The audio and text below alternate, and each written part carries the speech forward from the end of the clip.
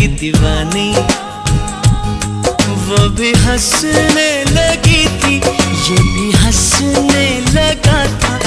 दोनों समझे नहीं थे वो जो होने लगा था। आओ सुनाओ प्यार की एक कहानी। एक था लड़का एक थी लड़की दीवानी।